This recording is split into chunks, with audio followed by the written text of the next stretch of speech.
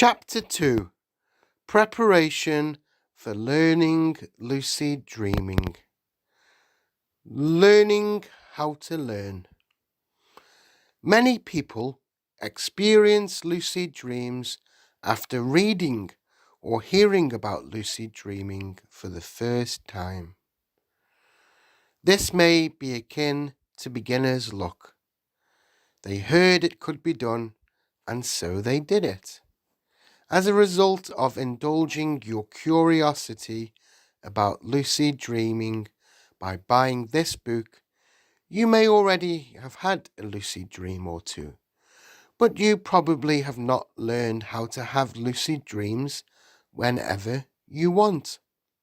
This chapter will provide you with background knowledge and skills that you will need for practicing the lucid dreaming techniques in the following chapters.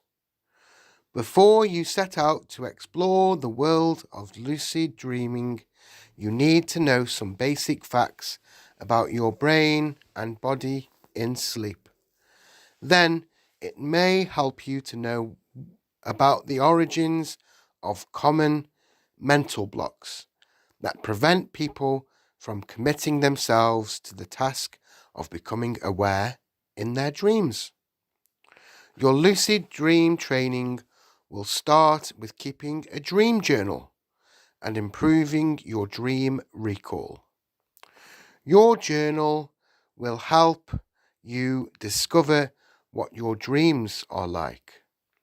The next step will be to use your collection of dreams to find peculiarities, which are dream signs that appear often enough in your dreams to be reliable signposts of the dream state. Your list of dream signs will help you succeed with the lucid dream induction techniques presented in Chapter 3 and 4. When you are familiar with your ordinary dreams and have learned how to become more or less lucid at will, you will be ready to try out some of the applications described in the later chapters of this book. But first, it is important that you focus your mind on learning the preliminary skills and background information required for becoming a lucid dreamer. You cannot write poetry until you learn the alphabet. Sleeping brain, dreaming mind. People are mystified by the need for sleep.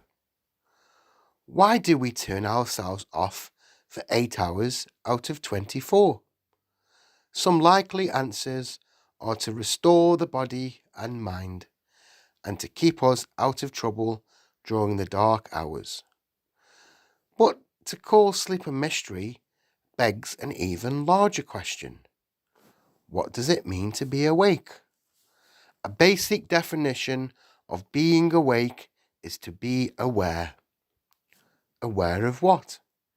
When we speak of sleep and wakefulness, we are referring to awareness of the outside world.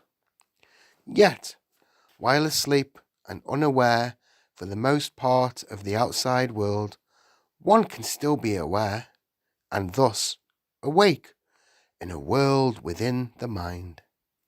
There are degrees of wakefulness. Lucid dreamers are more aware of their real situation. They know they are dreaming. Thus, we can say they are awake in their dreams. Exponents of traditional methods for achieving higher consciousness speak of awakening, meaning increasing one's awareness of one's place in the cosmos. But how does anyone or anything come to be aware? Awareness in biological organisms is a function of the brain. The sensory organs detect information, light, sound, heat, texture, odor in the world and transmit it to the brain. The brain interprets the information and synthesizes it into a conception of what is happening in the outside world.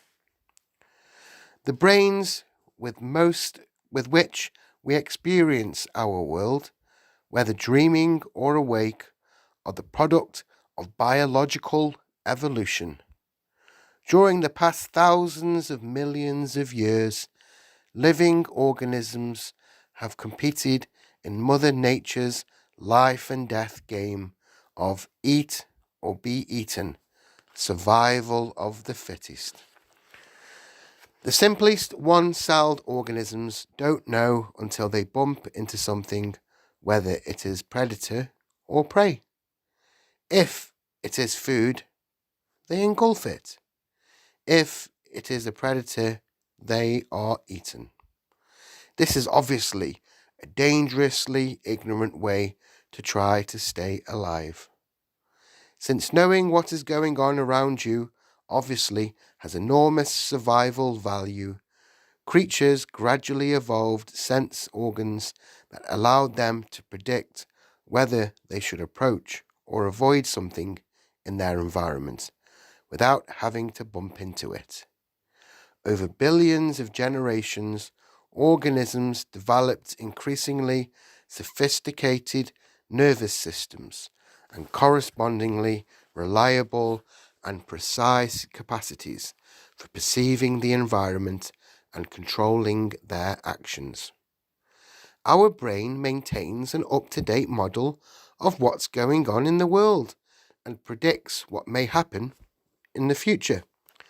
Prediction requires using previously acquired information to go beyond the information currently available. If you are a frog and a small dark object flies by, information built into your frog brain through evolution allows it to predict that the object is edible, and zip, you have eaten a fly. Or if a large shadow suddenly falls on your lily pad, information, also acquired through evolution, allows your frog brain to predict danger, and plop. Frogs do not see the same world we do. The complex patterns of colour, light, shade and movement that we can identify as trees, flowers, birds, or ripples in water. The frog's world is probably composed of simple elements like small flying object, food, large approaching object, danger, pleasant warmth, sunlight, or attractive sound, frog of the other sex. Although the human brain is far more complex than that of the frog, it works on the same basic principles. Your brain accomplishes its world modelling task so well that you ordinarily aren't aware that it is modelling anything. You look with your eyes and you see. The experience of visual perception seems as straightforward as looking out a window and simply seeing what is there. Nevertheless, seeing, hearing, feeling, or perceiving through any other sense is a process of mental modelling, a simulation of reality. The contents of your consciousness, that is, your current experiences, are constructed and depend on your present purposes, what you are doing, and what relevant information is currently available. The mind in sleep. If you are awake and engaged in some kind of activity, walking, reading, etc., your brain is actively processing external sensory input from the environment, which, together with your memory, provides the raw material from which you construct a model of the world. While awake and active, the model accurately reflects your relationship to the external world. If you are awake but physically inactive, the balance of input moves from the external to the internal. To a certain extent, your thinking becomes independent of external stimuli. Your mind wanders. You daydream. With part of your mind, you are modelling worlds that might be, rather than the current actual environment. Still, you tend to maintain a reduced model of the external world, and your attention can easily be drawn back to it. If, for example, some sign of danger appears. In the case of sleep, so little sensory input is available from the outside world that you stop maintaining a conscious model of it. When your sleeping brain is activated enough to construct a world model in your consciousness, the model is mostly independent from what is happening in your environment. In other words, a dream, the sleeping brain isn't always creating a multi-dimensional world model. Sometimes it seems to be merely thinking or doing very little. The differences in mental activity during sleep depend largely upon differences in the state of the sleeper's brain.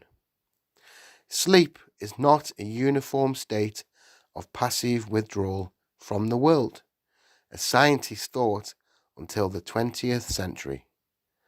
There are two distinct kinds of sleep: a quiet phase and an active phase, which are distinguished by many differences in biochemistry, physiology, psychology, and behavior. Changes in brain waves, electrical activity measured at the scalp, eye movements, and muscle tone are used to define the two states. The quiet phase fits fairly well with the common sense view of sleep as a state of restful inactivity. Your mind does little while you breathe slowly and deeply. Your metabolic rate is at a minimum, and growth hormones are released, facilitating restorative process. When awakened from this state, people feel disorientated and rarely remember dreaming. You can observe this state in your cat or dog when it is quietly sleeping in a moderately relaxed posture. In the case of cats, the Sphinx posture, and breathing slowly and regularly. Incidentally, this is the phase of sleep in which sleep talking and sleepwalking occur. The transition from quiet to active sleep is quite dramatic. During the active sleep phase, commonly called rapid eye movement or REM sleep, your eyes move rapidly about, under closed lids, of course, much as they would if you were awake. Your breathing becomes quick and irregular. Your brain burns as much fuel as it does when you're awake, and you dream vividly. If you're male, you probably will have an erection. If you're female, increased vaginal blood flow. While all this activity is happening in your brain, your body remains almost completely still, except for small twitches, because it is temporarily paralyzed during REM sleep to prevent you from acting out your dreams. The sleep paralysis of REM sleep doesn't always turn off immediately upon awakening. This is why you may have experienced waking up and not being able to move for a minute. Sleep paralysis can seem a terrifying experience, but actually it is quite harmless, and indeed can even be useful for inducing lucid dreams. See Chapter 4. You can get a good view of paradoxical sleep, and REM sleep is called in Europe when you see your cat or dog sleeping totally collapsed, breathing irregularly, twitching, showing eye movements, and in the case of dogs, tail wagging, whimpering, growling, and barking. This is when people justifiably say, "Look, Spotto is dreaming." The sleeper's night journey. Quiet sleep is itself divided into 3 substages. Stage 1 is a transitional state between drowsy wakefulness and light sleep, characterized by slow drifting eye movements and vivid, brief dreamlets called hypnagogic, from Greek meaning leading into sleep imagery. Normally, you quickly pass through stage 1 into stage 2, which is bona fide sleep and is characterized by unique brainwave patterns called sleep spindles or K complexes. Mental activity at this point is sparse, mundane, and thought-like. Typically, after 20 or 30 minutes, you sink deeper into delta sleep, so named after the regular, large, slow brain waves that characterize this stage of quiet sleep. Very little dream content is reported from delta sleep. Interestingly, this state of deep and dreamless sleep is highly regarded in some Eastern mystical traditions as the state in which we establish contact with our innermost consciousness.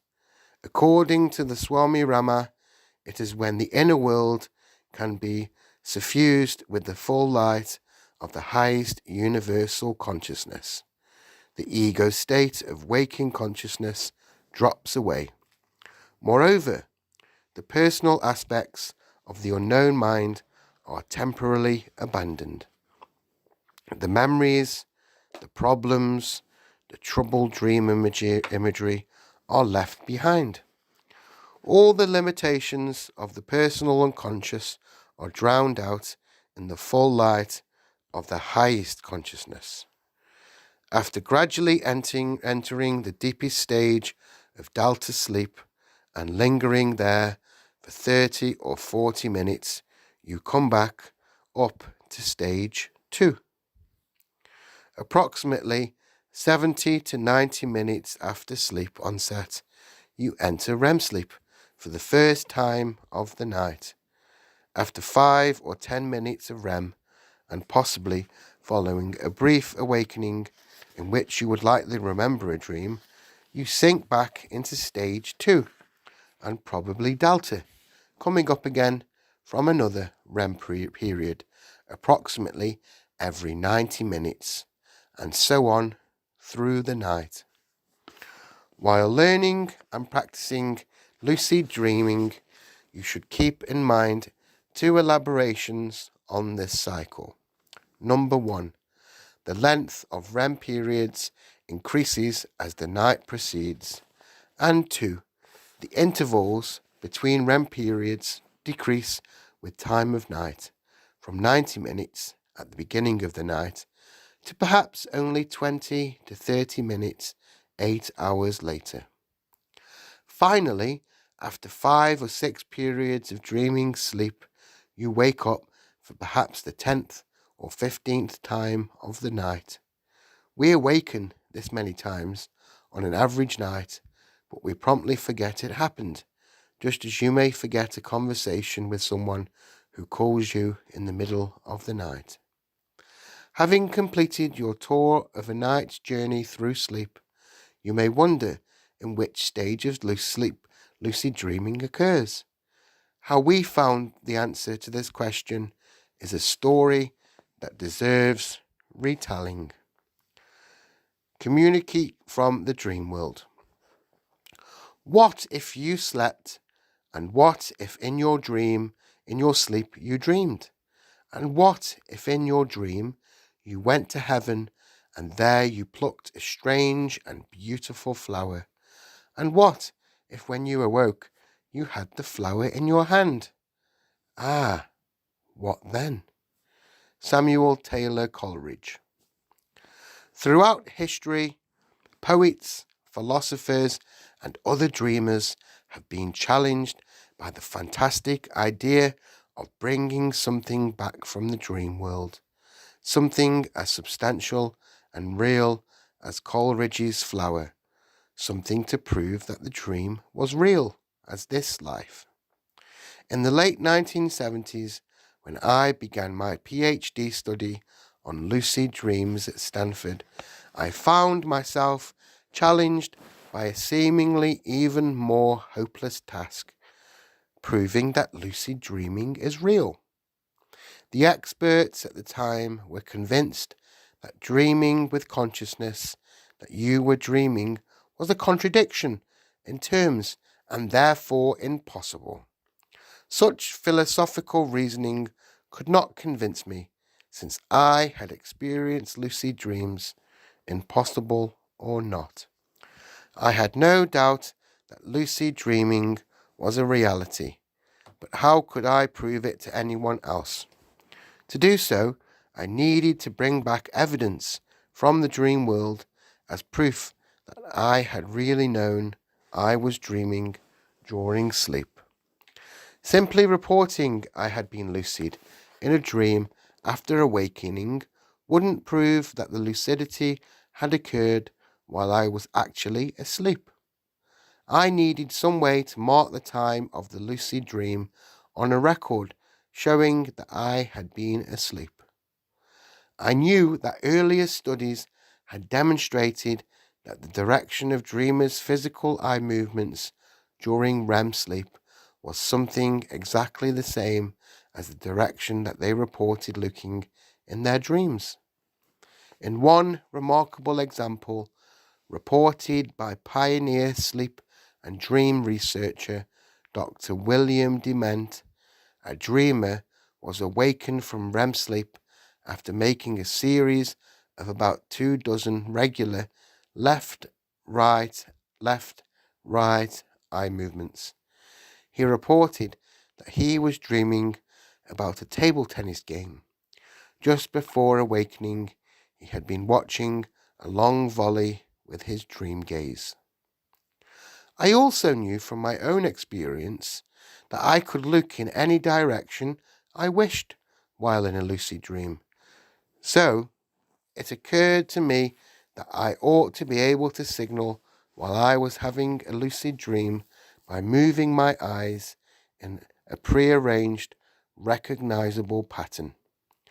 To test this idea, I spent the night at the Stanford Sleep Laboratory.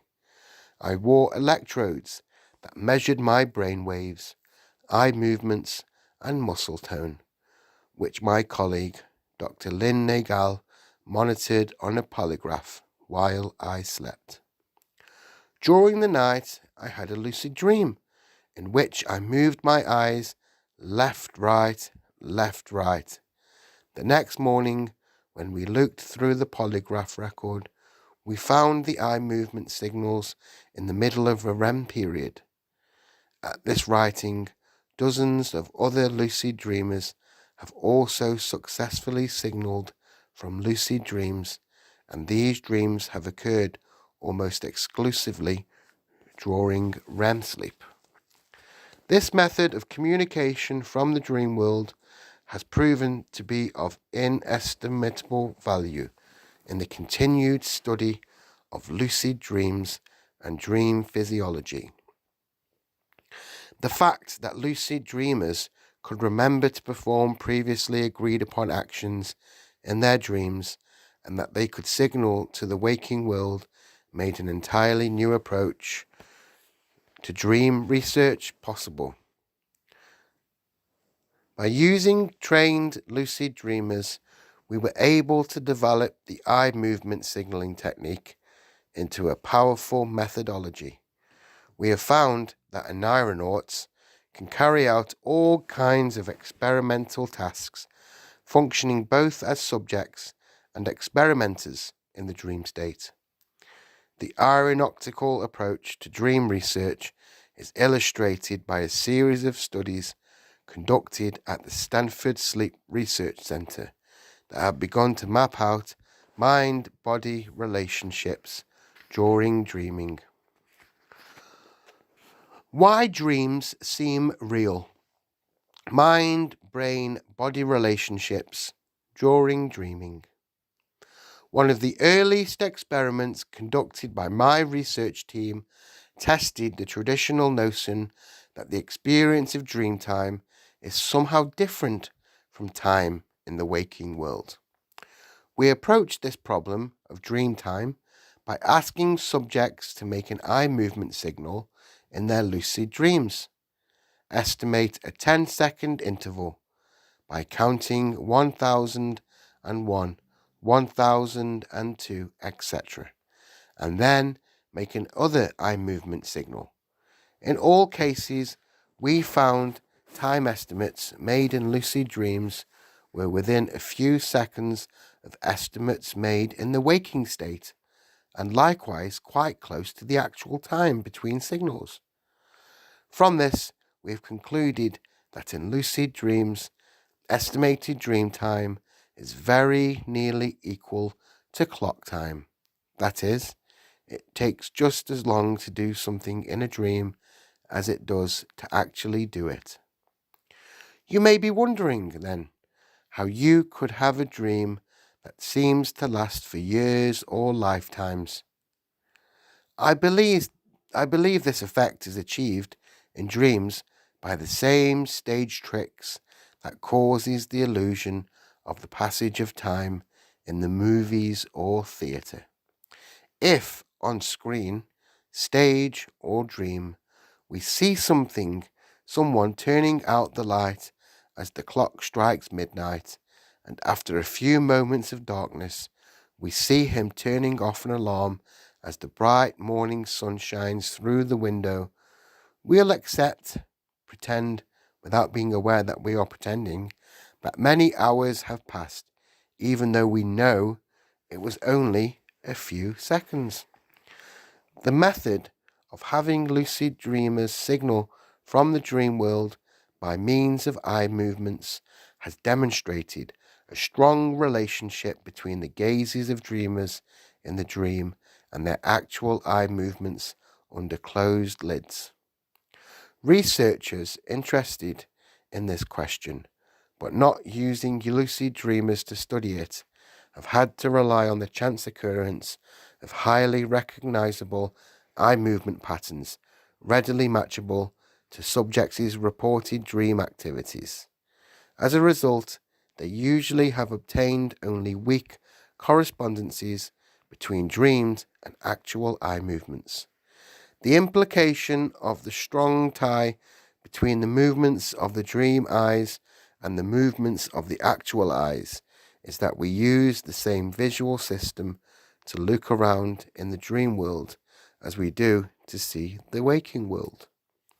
One of the most dramatic demonstrations of the correspondence between physiology and dream activity came from studies of lucid dream sex. In 1983, we undertook a pilot study to determine the extent to which subjectively experienced sexual activity during REM lucid dreaming would be reflected in physiological responses.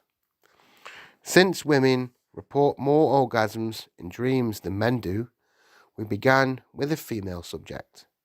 We recorded many different aspects of her physiology that would normally be affected by sexual arousal, including respiration, heart rate, vaginal muscle tone, and vaginal pulse amplitude. The experiment called for her to make specific eye movement signals at the following points: when she realized she was dreaming, when she began sexual activity in the dream, and when she experienced orgasm. She reported a lucid dream in which she carried out the experimental task exactly as agreed upon. Our analysis revealed significant correspondences between the dream activities she reported and all but one of the physiological measures. During the 15-second section of her physiological record, which she signalled at the moment of orgasm, her vaginal muscle activity, vaginal pulse amplitude, and respiration rate reached their highest values of the night, and they also were considerably elevated in comparison to the rest of the REM period. Contrary to expectation, heart rate increased only slightly. Since then, we have carried out similar experiments with 2 male lucid dreamers. In both cases, respiration showed striking increase in rate. Again, there were no significant elevations of the heart rate. Interestingly, although both aeronauts reported vividly realistic orgasms in their lucid dreams, neither actually ejaculated, in contrast to the wet dreams commonly experienced by adolescent males, which frequently are not associated with erotic effects on the brain and body. The experiments just reviewed supported the conclusion that the events you experience while asleep and dreaming produce effects on your brain, and to a lesser extent your body, much the same as if you were to experience the corresponding events while awake. Additional studies uphold this conclusion. When lucid dreamers hold their breaths or breathe fast in a dream, they really do hold their breaths or pant. Furthermore, the differences in brain activity caused by singing versus counting in the waking state. Singing tends to engage the right hemisphere and counting the left, are nearly duplicated in the lucid dream. In short, to our brains, dreaming of doing something is equivalent to actually doing it. This finding explains why dreams seem so real. To the brain, they are real. We are continuing to study the connection between dreamed actions and physiology, with the goal of producing a detailed map of mind-body interactions during dreaming sleep for all measurable physiological systems. Such a map could prove to be of great value for experimental dream psychology and for psychosomatic medicine. Indeed, since dream activities produce real physiological effects, lucid dreaming may be useful for facilitating the functioning of the immune system. More of this in Chapter 11. In any case, the physiological effects caused by dreaming show that we cannot dismiss dreams as idle children of the imagination.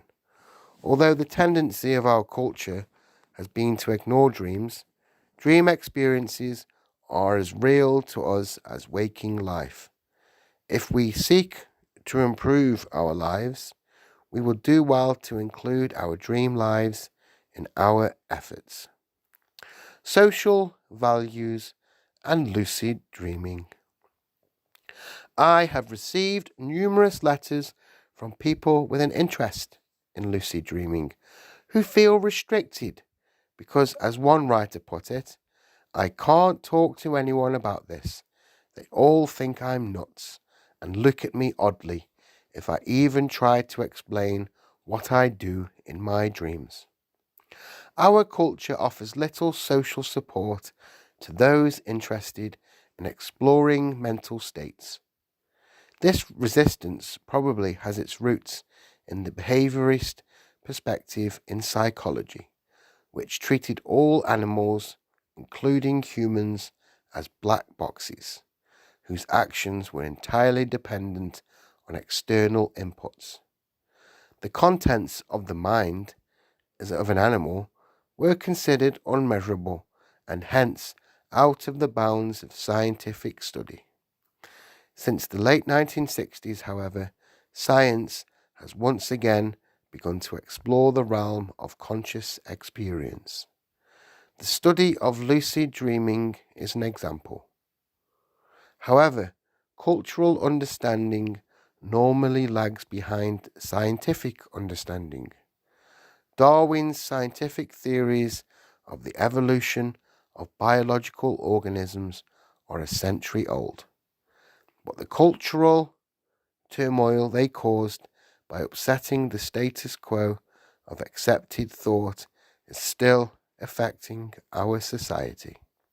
Hence, we are not surprised to find that some people, scientists included, remain resistant to the new, to the West, capabilities of the human mind that scientific research is discovering and demonstrating. To help you realize that lucid dreams can have a significant and valuable effect on your life, this book includes many personal accounts from lucid dreamers. If you happen to live in a place where you feel you cannot share your dream life, these examples should give you some feeling of connection with others who are exploring their dreams. In addition to the afterword, you will find an invitation to share your experiences with us. Concerns about lucid dreaming, questions and answers. Might lucid dreaming be dangerous for some people? The overwhelming majority of lucid dreams are positive, rewarding experiences, much more so than ordinary dreams, to say nothing of nightmares. Nevertheless, there probably will be some people who find the experience of lucid dreaming frightening and in some cases extremely disturbing. For this reason, we cannot recommend lucid dreaming to everyone. On the other hand, we are confident that for some people, no more than normally neurotic, lucid dreaming is completely harmless. Different people will use lucid dreaming for different purposes. It makes little sense to warn the typical explorer of the dream world away from lucid dreaming because some might use it in a less than optimal manner. If, after reading the first 6 chapters of this book, you still have serious reservations about lucid dreaming, then we recommend that you not continue. To thine own self be true. Just make sure that it is really yourself to which you are being true. Don't allow others to impose their personal fears on you. Question. I am afraid that if I learn to induce lucid dreams, all my dreams will become lucid. Then what do I do? Answer. The philosopher P.D. Auspsky experienced conflicting emotions regarding half-dream states, as he called lucid dreams. The first sensation they produced was one of astonishment. I expected to find one thing and found another. The next was a feeling of extraordinary joy which the half-dream states and the possibility of seeing and understanding things in quite a new way gave me. And the third was a certain fear of them, because I very soon noticed that if I let them take their own course, they would begin to grow and expand and encroach both upon sleep and upon the waking state. I experienced exactly the same fear when I first began attempting to induce lucid dreams. My efforts were soon met with impressive success after a few months. I was having more and more lucid dreams at what suddenly seemed an alarmingly rapid rate of increase. I became afraid that I wouldn't be able to control the process? What if all my dreams become lucid? I'm not wise enough to consciously direct all of my dreams. What if I make mistakes? And so on. However, I found that the moment I entertained this worrisome line of thinking, I stopped having lucid dreams. Upon calm reflection, I realized that without my consent, there was really very little chance that all my dreams would become lucid. As both Outspeak Sky and I had forgotten, lucid dreaming takes effort. Lucid dreams occur only rarely unless you go to sleep with the deliberate and definite intention to become conscious or lucid in your dreams. Thus, I understood that I would be able to regulate and limit, if necessary, the frequency of my lucid dreams. In fact, after a decade of experience with more than 1,000 lucid dreams, I rarely have more than a few per month, unless I have a conscious desire to have more. Question. Since I believe that dreams are messages from the unconscious mind, I am afraid that consciously controlling my dreams would interfere with this important process and deprive me of the benefits of dream interpretation. Answer. As Chapter 5 will explain, dreams are not letters from the unconscious mind, but experiences created through the interactions of the unconscious and conscious mind. In dreams, more unconscious knowledge is available to our conscious experience. However, the dream is not at all the exclusive realm of the unconscious mind. If it were, people would never remember their dreams because we do not have waking access to what is not conscious.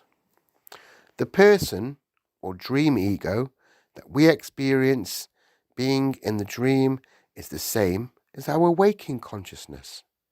It constantly influences the events of the dream through its expectations and biases, just as it does in waking life.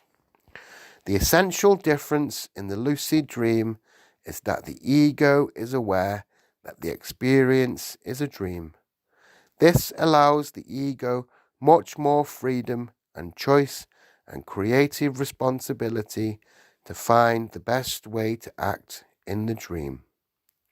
I don't think that you should always be conscious that you are dreaming any more than I think you should always be conscious of what you are doing in waking life. Sometimes self-consciousness can interfere with effective performance.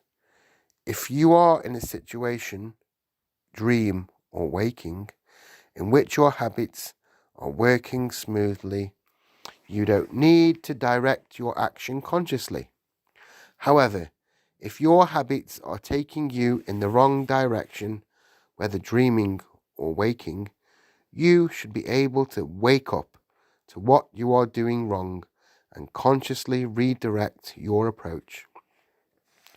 As for the benefits of dream interpretation, lucid dreams can be examined as fruitfully as non-lucid ones. Indeed, lucid dreamers sometimes interpret their dreams while they are happening. Becoming lucid is likely to alter what would have otherwise happened, but the dream can still be interpreted. Question. Sometimes in lucid dreams, I encounter situations of otherworldliness, accompanied by the feeling of the presence of great power or energy. At these times, my consciousness expands far beyond anything I have experienced in waking life, so that the experience seems much more real than the reality I know. and I become terrified. I cannot continue these dreams for fear that I will never awaken from them, since the experience seems so far out of the realm of waking existence. What would happen if I was unable to awaken myself from these lucid dreams? Would I die or go mad? Despite the seemingly horrific nature of this concern, it amounts to little more than fear of the unknown. There is no evidence that anything you do in a dream could affect your basic brain physiology in a way that is harmful. And as intense as a dream may be, it can't last any longer than the natural course of REM periods, at most an hour or so. Of course, since explorations of the world of dreams have really just begun, there are bound to be regions as yet uncharted, but you should not fear to pioneer them. The feeling of intense anxiety that accompanies the sudden onset of strange experiences in dreams is a natural part of the orientation response. It is adaptive in the waking world for a creature in a new situation or territory to look first for danger. However, the fear is not necessarily relevant to what is happening. You need not fear physical harm in your dreams. When you find yourself in the midst of a new experience, let go of your fear and just see what happens. Chapter 10 covers the theory and practice of facing fears in dreams. Question. They say that if you die in your dream, you really will die. Is this true? Answer. If it were true, how would anybody know? There is direct evidence to the contrary. Many people have died in their dreams with no ill effects, according to the reports they gave after waking up, alive. Moreover, dreams of death can become dreams of rebirth if you let them, as is illustrated by one of my own dreams. After a mysterious weakness quickly spread through my whole body, I realized I was about to die of exhaustion and only had time for one final action. Without hesitation, I decided that I wanted my last act to be an expression of perfect acceptance. As I let out my last breath in that spirit, a rainbow flowed out of my heart, and I awoke ecstatic. Question. If I use my lucidity in a dream to manipulate and dominate the other dream characters and magically alter the dream environment, won't I be making a habit of behavior that is not likely to benefit me in waking life? Answer. Chapter 6 discusses an approach to lucid dreams that will help you establish ways of behaving that will be useful to you in waking life. This is to control your own actions and reactions in the dream, and not the other characters and elements of the dream. However, this does not mean that we believe it harmful if you choose to enjoy yourself by playing king or queen of dreamland. In fact, if you normally feel out of control of your life or are an assertive person, you may well benefit from the empowered feeling engendered by taking control of the dream. Question. Won't all these efforts and exercises for becoming lucid lead to loss of sleep? And won't I feel more tired after being awake in my dreams? Is it worth sacrificing my alertness in the daytime just to have more lucid dreams? Answer. Dreaming lucidly is usually just as restful as dreaming non-lucidly. Since lucid dreams tend to be positive experiences, you may actually feel invigorated after them. How tired you feel after a dream depends on what you did in the dream. If you battled endlessly and non-lucidly with frustrating situations, you probably will feel more tired than if you realized in the dream that it was a dream and that none of your mundane concerns were relevant. You should work on learning lucid dreaming when you have time and energy to devote to the task. The exercises for increasing dream recall and inducing lucid dreams probably will require that you spend more time awake during the night than usual, and possibly that you sleep longer hours. If you are too busy to allot more time to sleeping or to sacrifice any of the little sleep you are getting, it's probably not a good idea for you to work on lucid dreaming right now. Doing so will add to your current stress and you probably won't get very good results. Lucid dreaming, at least at first, requires good sleep and mental energy for concentration. Once you learn the techniques, you should be able to get to a point at which you can have lucid dreams any time you wish, just by reminding yourself you can do so. Question: I am afraid that I may not have what it takes to have lucid dreams. What if, after doing all of the exercises you suggest and devoting a lot of time to it, I still can't learn to have lucid dreams? If I put all that time into it and don't get any results, I will feel like a failure. Answer: one of the greatest stumbling blocks in learning almost any skill is trying too hard. This is especially the case with lucid dreaming, which requires that you sleep well and have a balanced state of mind. If you find you are losing sleep while struggling to have lucid dreams without results, let go of your efforts for a while. Relax and forget about lucid dreaming for a few days or a few weeks. Sometimes you will find that after you let go, lucid dreams will appear. Question: lucid dreams are so exciting and feel so good that real life pales by comparison. Isn't it possible to get addicted to them and not wish to do anything else? Answer: it may be possible for the die-hard escapist whose life is otherwise dull to become obsessed with lucid dreaming. Whether or not this deserves to be called addiction is another question. In any case, some advice for those who find the idea of slipping their life away for the sake of lucid dreaming is to consider applying what they have learned in lucid dreams to their waking lives. If lucid dreams seem so much more real and exciting, then this should inspire you to make your life more like your dreams, more vivid, intense, pleasurable, and rewarding.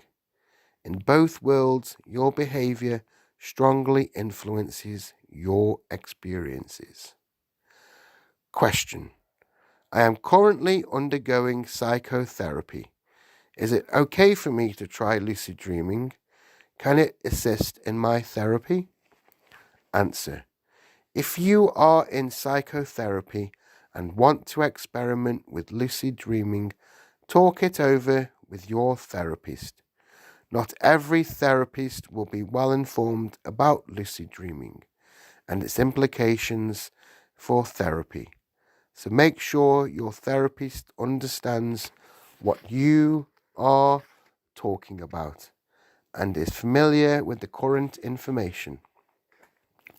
Chapters 8, 10, and 11 of this book offer ideas of how lucid dreaming may be instrumental in psychotherapy.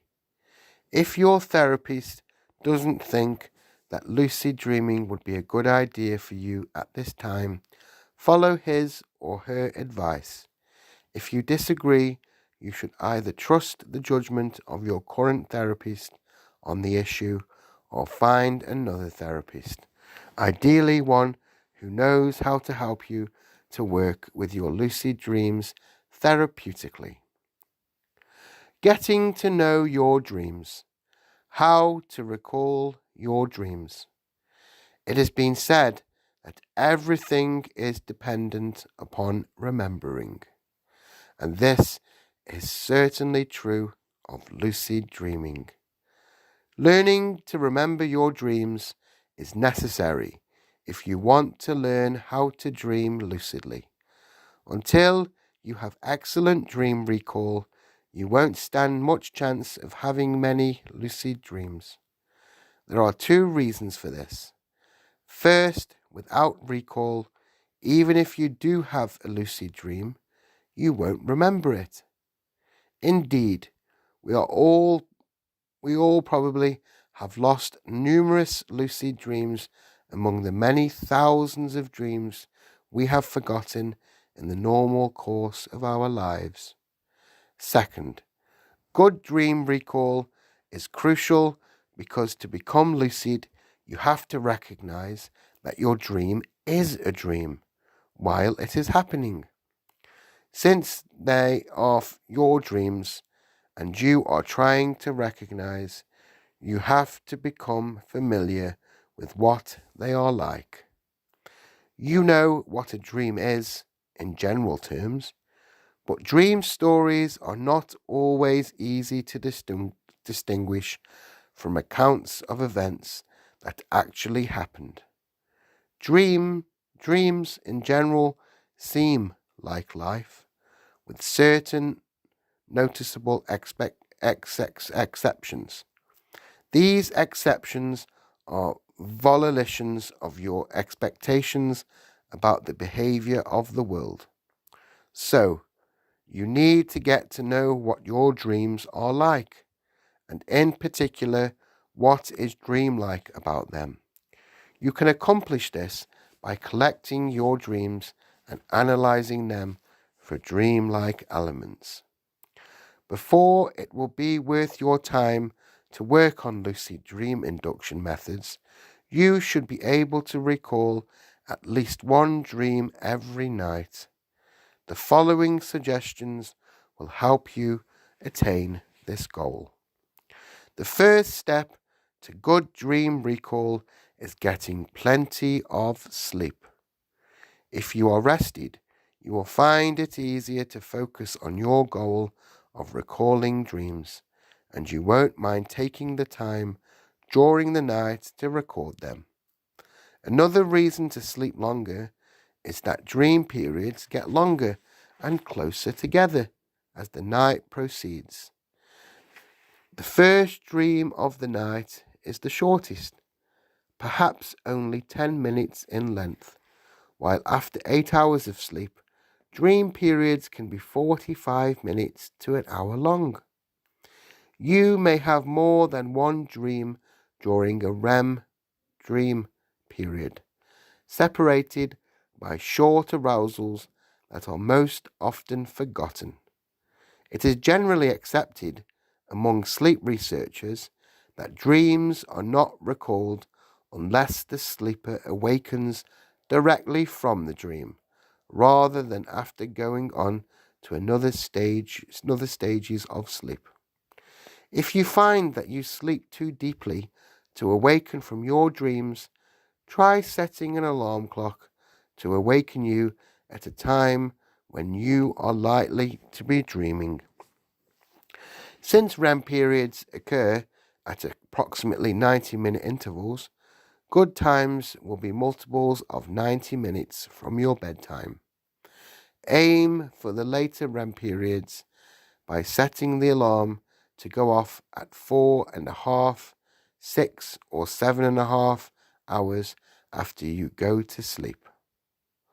Another important prerequisite for recalling dreams is motivation. For many people, it is enough to intend to remember their dreams and remind themselves of this intention just before bed. Additionally, It may help to tell yourself you will have interesting, meaningful dreams. Keeping a dream journal by your bed and recording your dreams as soon as you awaken will help strengthen your resolve. As you record more dreams, you will remember more. Suggestions for keeping a dream journal are given below. You should get into the habit of asking yourself this question the moment you awaken. What was I dreaming? Do this first, or you'll forget some or all of your dream due to interference from other thoughts. Don't move from the position in which you awaken, as any body movement may make your dream harder to remember. Also, don't think of the day's concerns, because this too can erase your dream recall. If you remember nothing, keep trying for several minutes without moving or thinking of anything else. Usually, pieces and fragments of the dream will come to you. If you still can't remember any dream, you should ask yourself, what was I just thinking? And how was I just feeling? Examining your thoughts and feelings often can provide the necessary clues to allow you to retrieve the entire dream. Cling to any clues of what you might have been experiencing and try to rebuild the story from them. When you recall a scene, ask yourself what happened before that and before that, reliving the dream in reverse. It doesn't take long to build enough skill at this to trigger a detailed replay of an entire dream simply by focusing your attention on a fragment of memory. If you can't recall anything, try imagining a dream you might have had. Note your present feelings, list your current concerns to yourself, and ask yourself, did I dream about that? If, after a few minutes, all you remember is a mood, describe it in your journal. See below. Even if you don't remember anything in bed, events or scenes of the day may remind you of something you dreamed the night before. Be ready to notice this when it happens and record whatever you remember. In developing dream recall, as with any other skill, progress is sometimes slow. Don't be discouraged if you don't succeed at first. Virtually everyone improves through practice. As soon as you recall your dreams at least once per night, you're ready to try lucid dreaming. It probably won't take long to reach this stage of readiness, and a significant percentage of people who get this far will already be experiencing lucid dreams. Keeping a dream journal. Get a notebook or diary for writing down your dreams. The notebook should be attractive to you and exclusively dedicated for the purpose of recording dreams. Place it by your bedside to remind yourself of your intention to write down dreams. Record your dreams immediately after you awaken from them. You can either write out the entire dream upon awakening from it or take down brief notes to expand later. Don't wait until you get up in the morning to make notes on your dreams. If you do, even if the details of a dream seemed exceptionally clear when you awakened in the night, by morning you may find you remember nothing about it.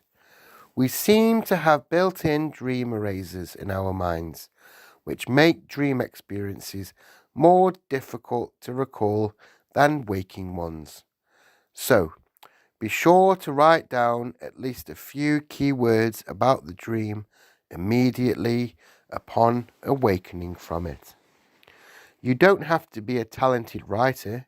Your dream journal is a tool, and you are the only person who is going to read it. Describe the way images and characters look and sound and smell, and don't forget to describe the way you felt in the dream. Emotional reactions are important clues in the dream world. Record anything unusual, the kinds of things that would never occur in waking life. Flying pigs, or the ability to breathe underwater, or enigmatic symbols. You also can sketch particular images in your journal. The drawing, like the writing, does not have to be fine art. It's just a way for you to make an intuitive and rememberable connection with an image that might help you attain lucidity in future dreams. Put the date at the top of the page. Record your dream under the date, carrying over for as many pages as required. Leave a blank page following each dream description for exercises you will do later. If you remember only a fragment of a dream, record it, no matter how unimportant it might seem at the time. And if you recall a whole dream, title your journal entry with a short, catchy title that captures the subject or mood of the dream. The Guardian of the Spring, or Riot in the Classroom, are examples of good descriptive titles. When you begin to illuminate some raw material in your dream journal, you can look back at your dreams and ask yourself questions about them. The use of dream symbols for self-analysis is not the purpose of this book, but many different techniques are available for working with dream journals. There are many different methodologies for interpreting dreams. Lucid dreaming is a state of awareness, not a theory, and as such, it can be applied equally to many different kinds of dream work. No matter which kind of analysis you might perform on the contents of your dream journals, you will find that lucid dreaming skills can increase your understanding of the way in which your mind creates symbols. This, in turn, can empower your effort towards integration of the different parts of your personality. See Chapter 11. Furthermore, reading over your journal will help you become familiar with what is dreamlike about your dreams, so you can recognize them while they are still happening and become lucid. Dream signs. Doors to lucidity. I was standing on the pavement outside my London home. The sun was rising, and the waters of the bay were sparkling in the morning light. I could see the tall trees at the corner of the road and the top of the old grey tower beyond the 40 steps. In the magic of the early sunshine, the scene was beautiful enough even then. Now, the pavement was not of the ordinary type, but consisted of small, bluish, grey rectangular stones, with their long sides as right angles to the white curb. I was about to enter the house when, on glancing casually at the stones, my attention became riveted by a passing strange phenomenon, so extraordinary that I could not believe my eyes.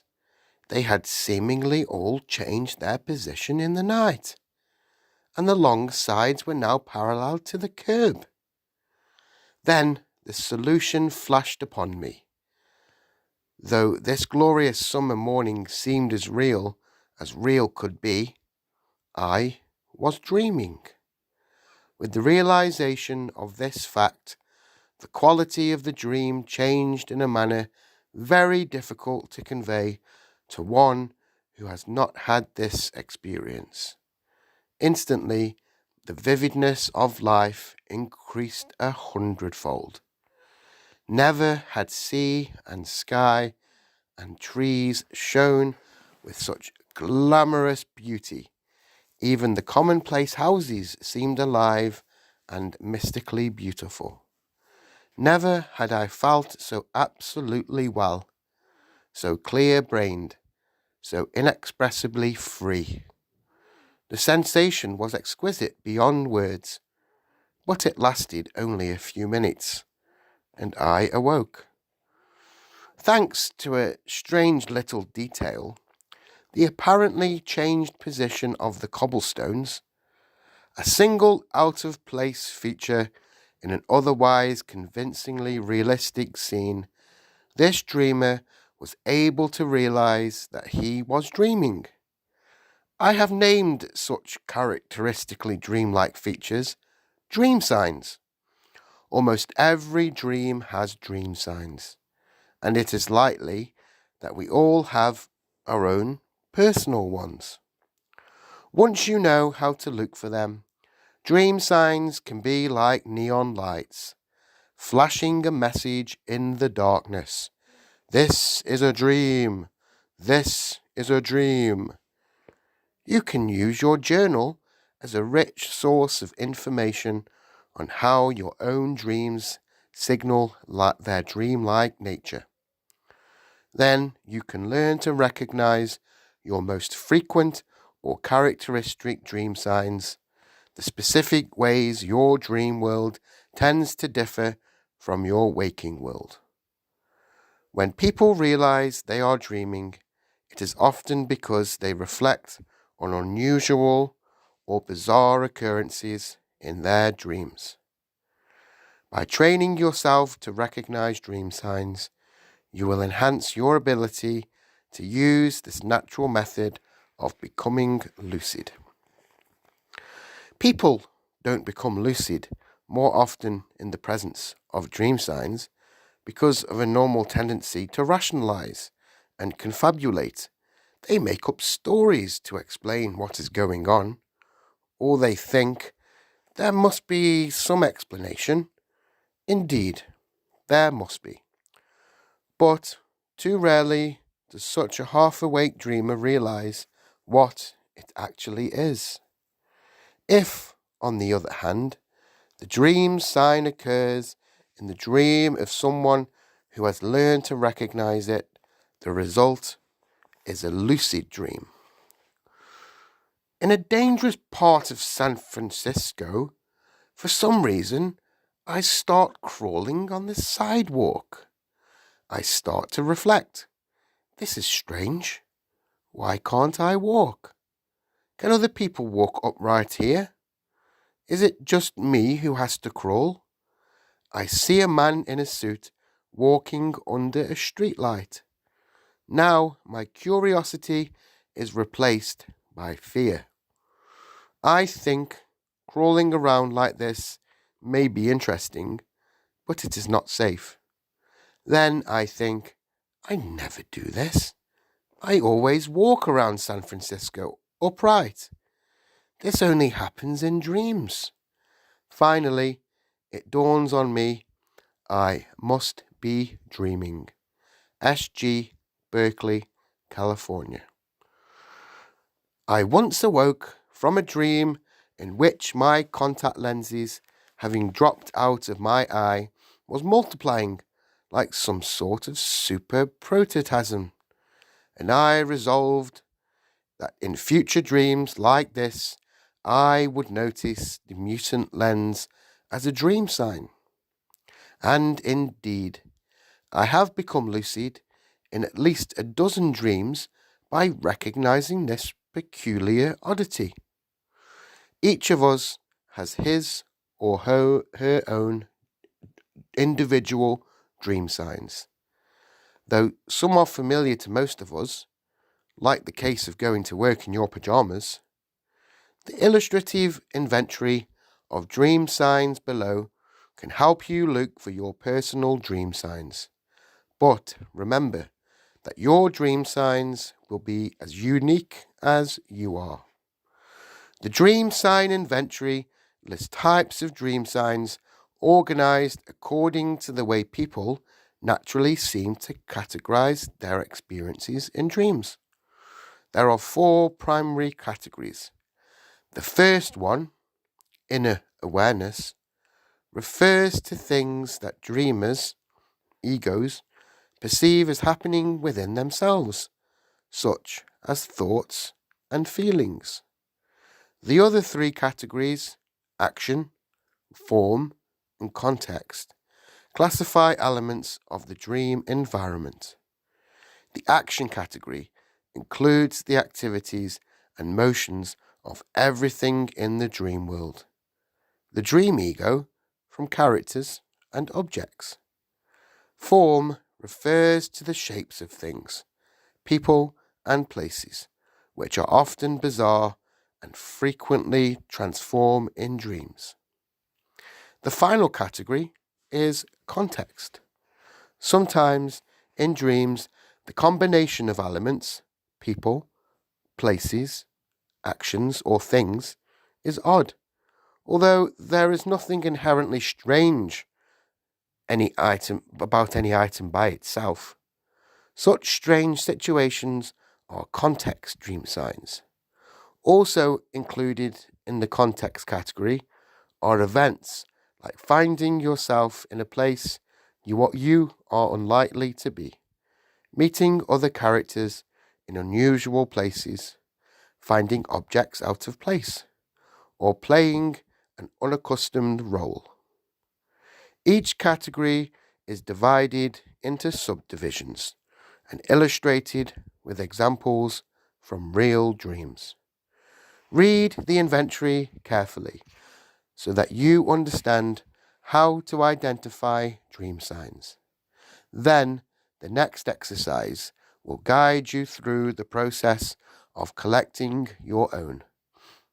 The lucid dream induction techniques in the following chapters will make use of the dream sign targets that you come up with in this exercise.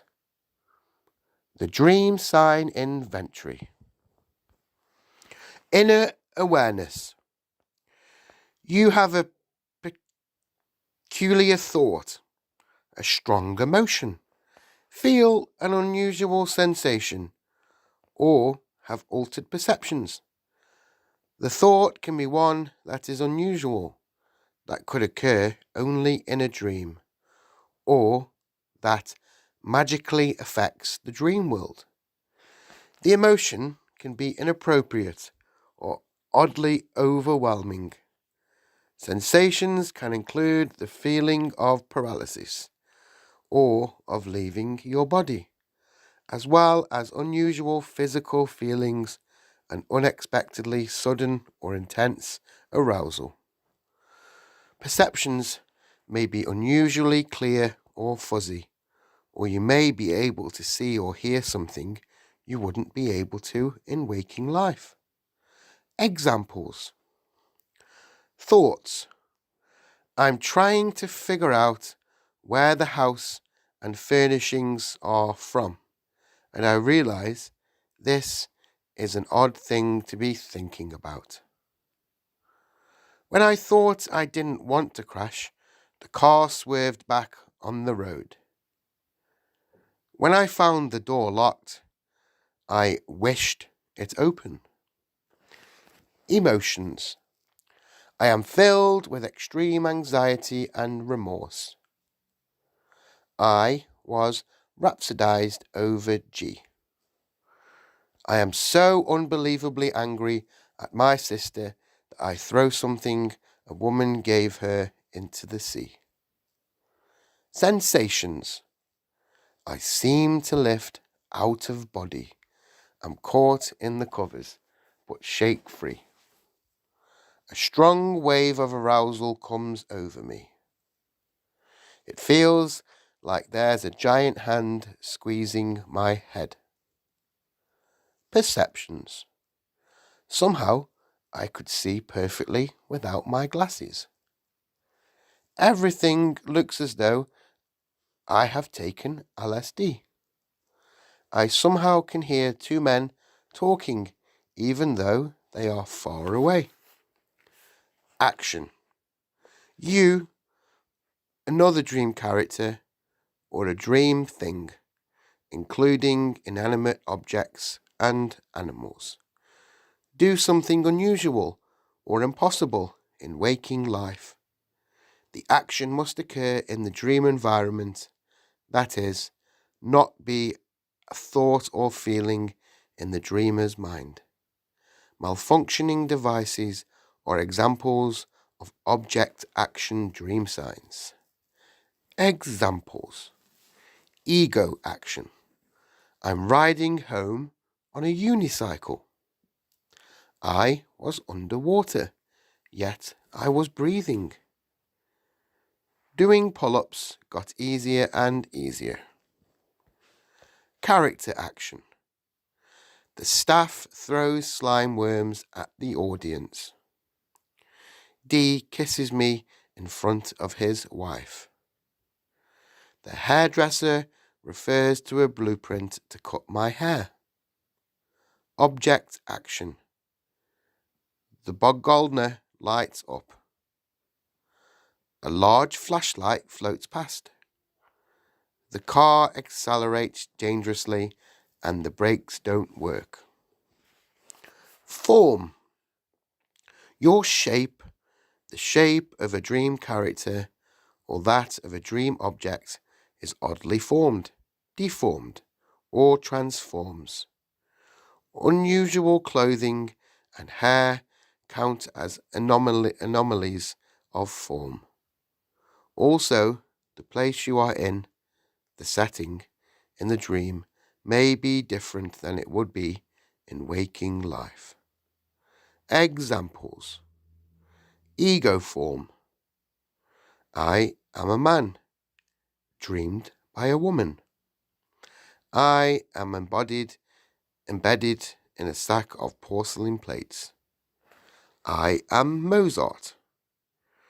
Character form. Her face changes as I look at her. A giant with a creature from the Black Lagoon type of head walks by. Contrary to reality, G's hair is cut short. Setting form. The edge of the beach is like a pier with benches. The drafting room was the wrong shape. I get lost because the streets are not as I remember them. Object form. I see tiny purple kittens. One of the purses transforms completely. My car keys read Toyoma instead of Toyota. Context. The place or situation in the dream is strange. You may be somewhere that you are unlikely to be in waking life, or involved in a strange social situation. Also, you or another dream character could be playing an unaccustomed role. Objects or characters may be out of place, or the dream could occur in the past or future. Examples. Ego role. We're fugitives from the law. I was a James Bond type of dream. It was a James Bond type of dream, with me in the starring role. I'm a commando behind enemy lines in World War II. Character role. My friend is assigned to be my husband. My father is behaving like R. Reagan, Bush, and Nixon are flying jets. Character place. My co-workers and former high school friends are together. Madonna was seated on a chair in my room. My brother, who is dead, was in the kitchen with me. Object place. My bed was in the street. There was a phone in my room. The wall had cream cheese and vegetables in it. Setting place. I'm in a colony on Mars. I'm in an amusement park. I'm on the ocean by myself at night. Setting time. I am in grade school. I'm at my 25th high school reunion. I'm with my horse in his prime. Situation.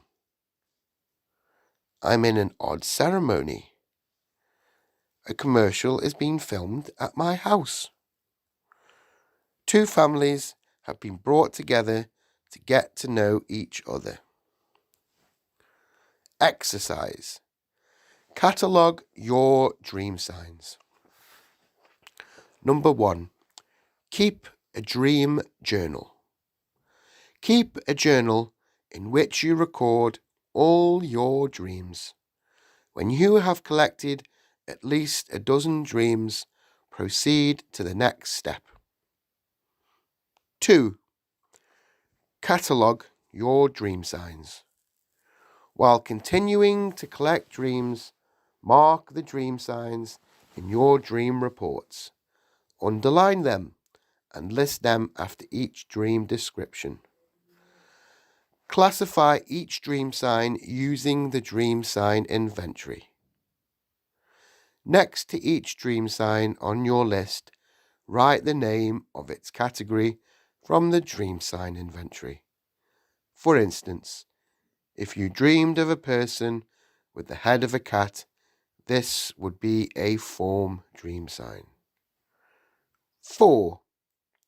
Pick target dream sign categories. Count how many times each dream sign category, inner awareness, action, form, or context occurs and rank them by frequency.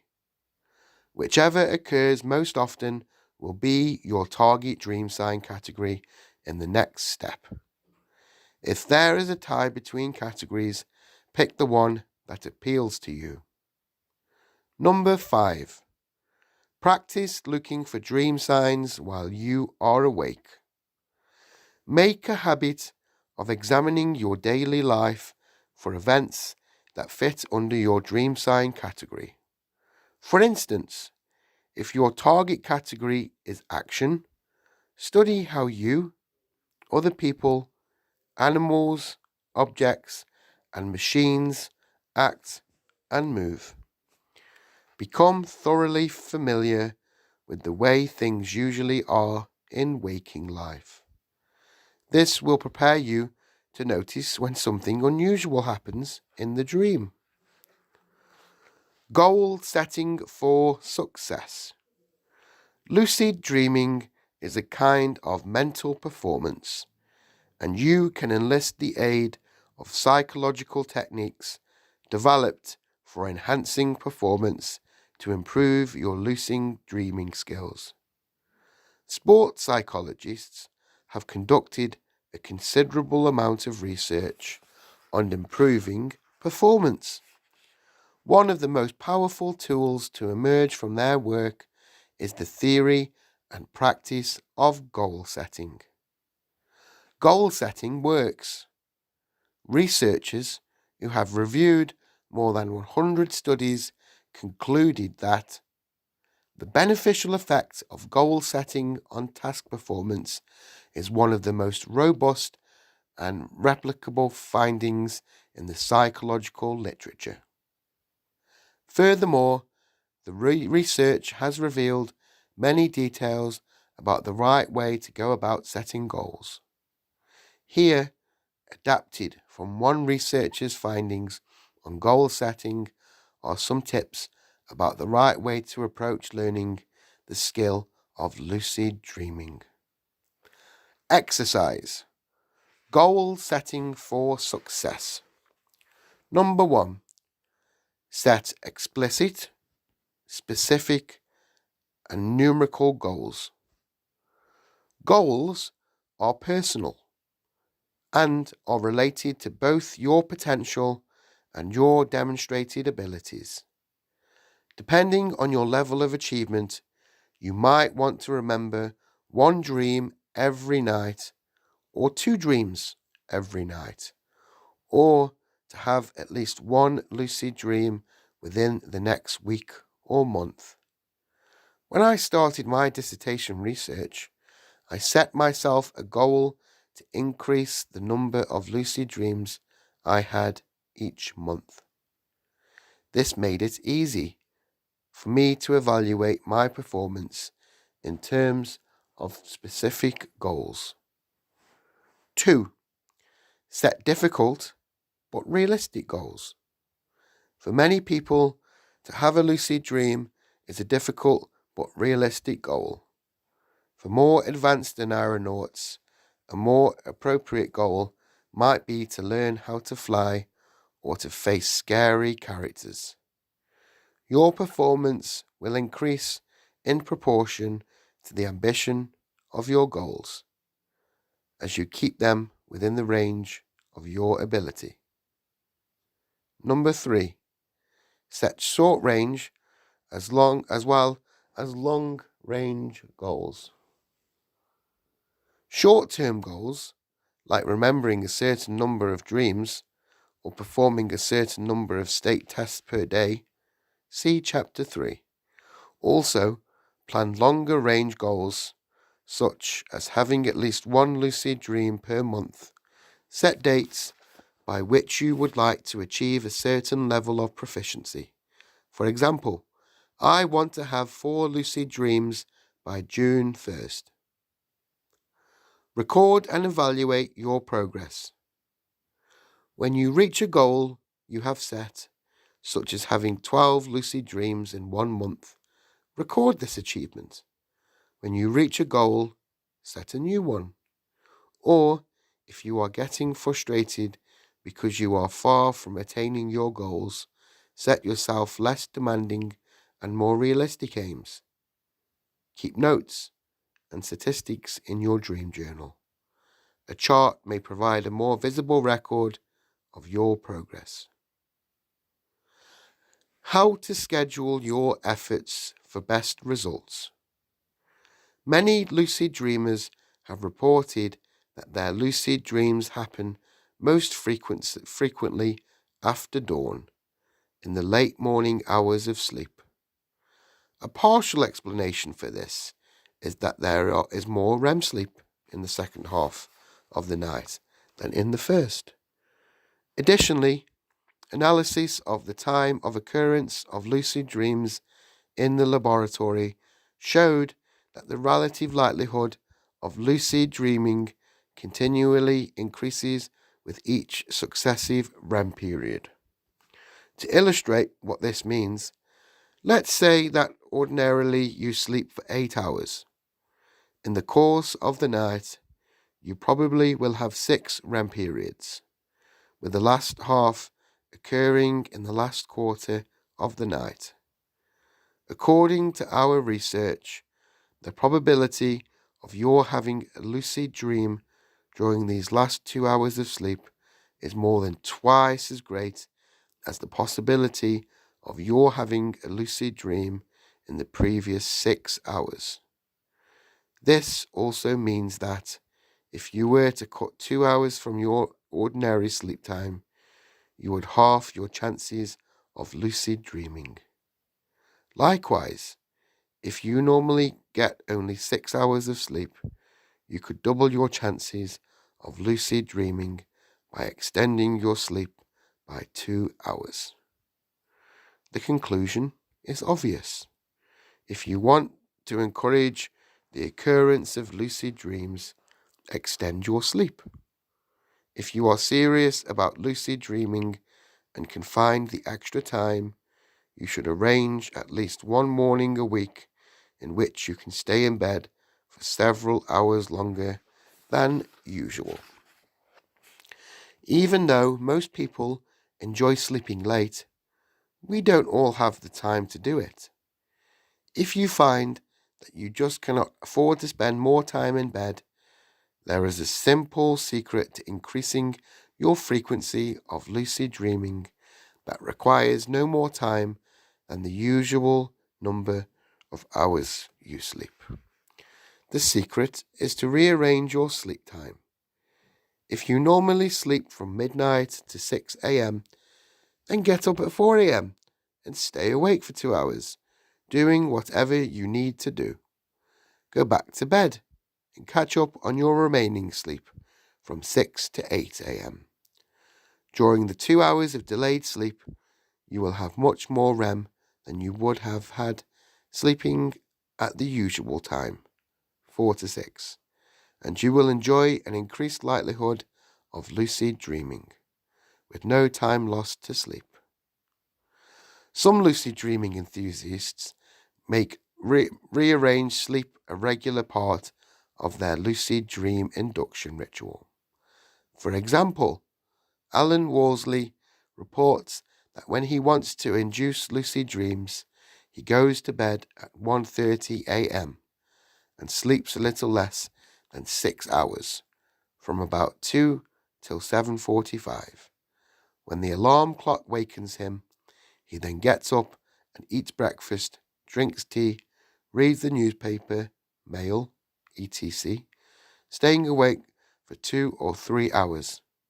At 9 or 9:30, he writes down in detail his plans and intentions regarding specific experiments or activities he wants to carry out in his lucid dreams, and then goes back to bed, usually falling asleep from 10 or 10:30.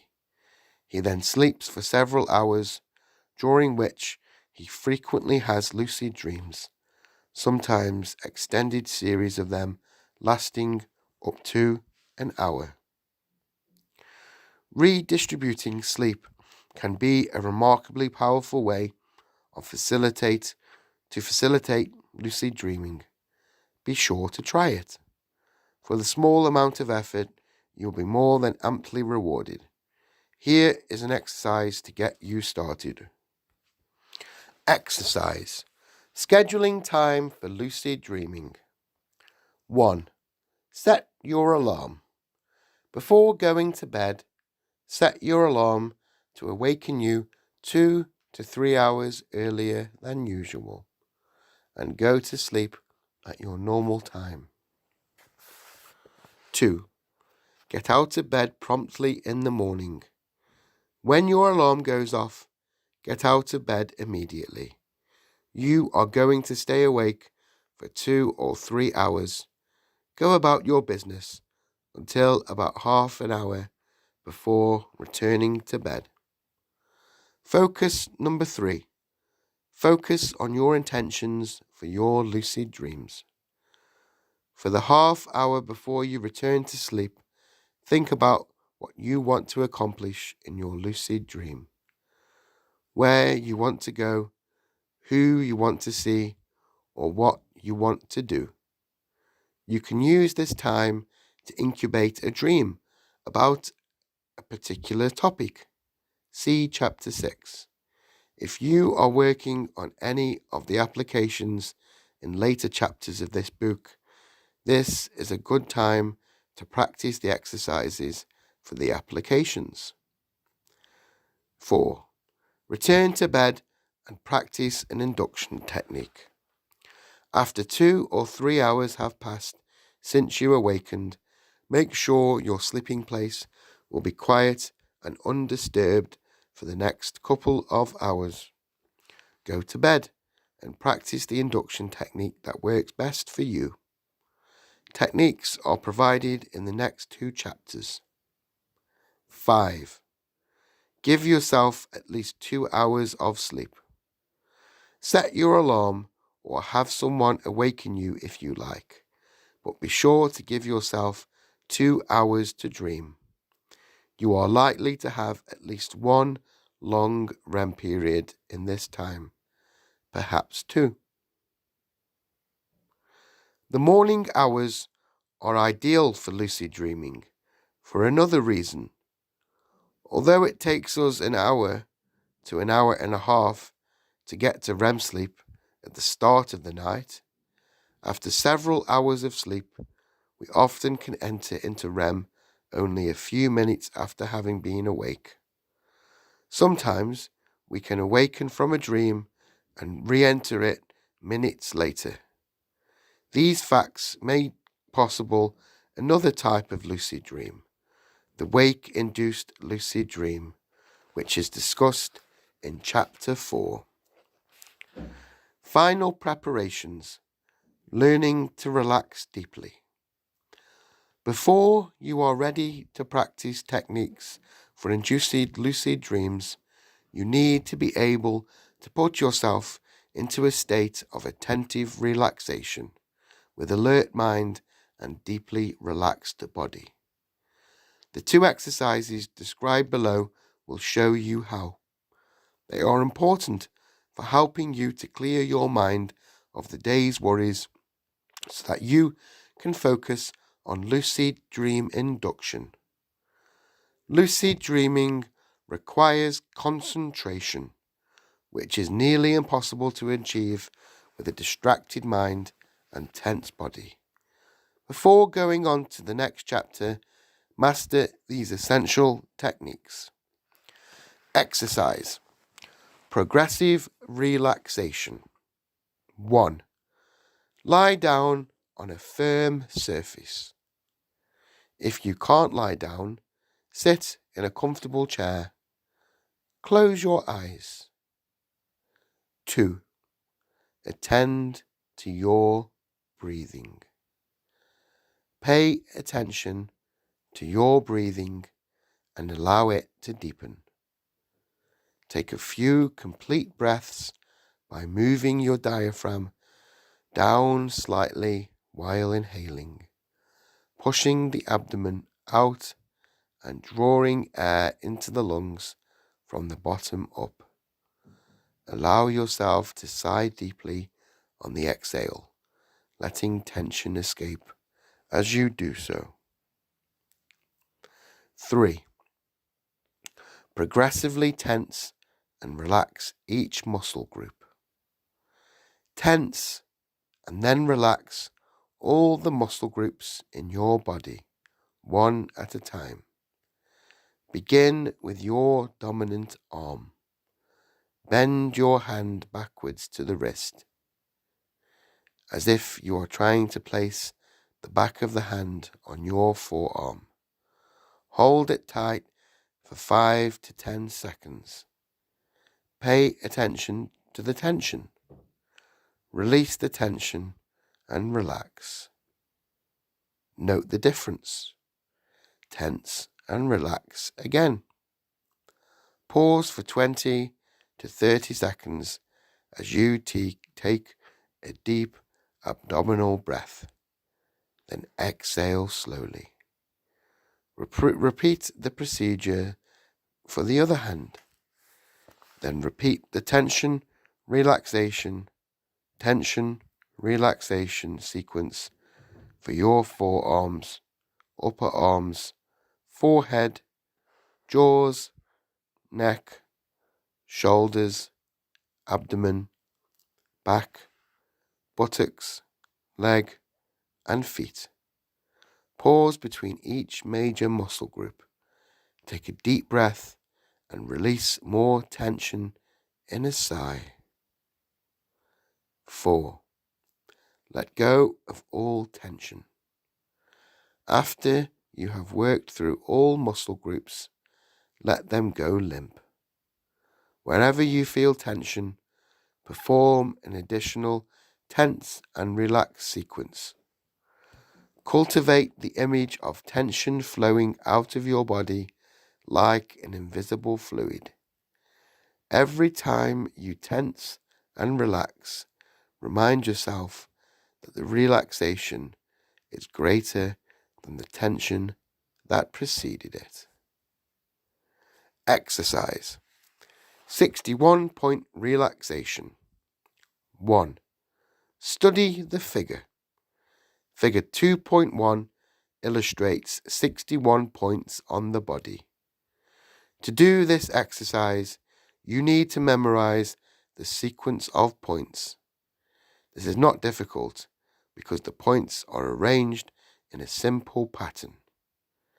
They begin at the forehead, travel down and up your right arm, then across to your left arm, down your torso, down and up your right and left legs, then back up your torso to the forehead.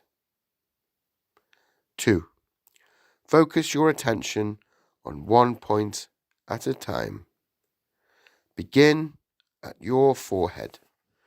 Focus your attention between your eyebrows and think of the number 1. Keep your attention fixed at point 1 for several seconds until you feel that your awareness of the location is clear and distinct. Think of yourself being located at this point. Before moving on to the next point, you should feel a sense of warmth and heaviness at this spot. 3.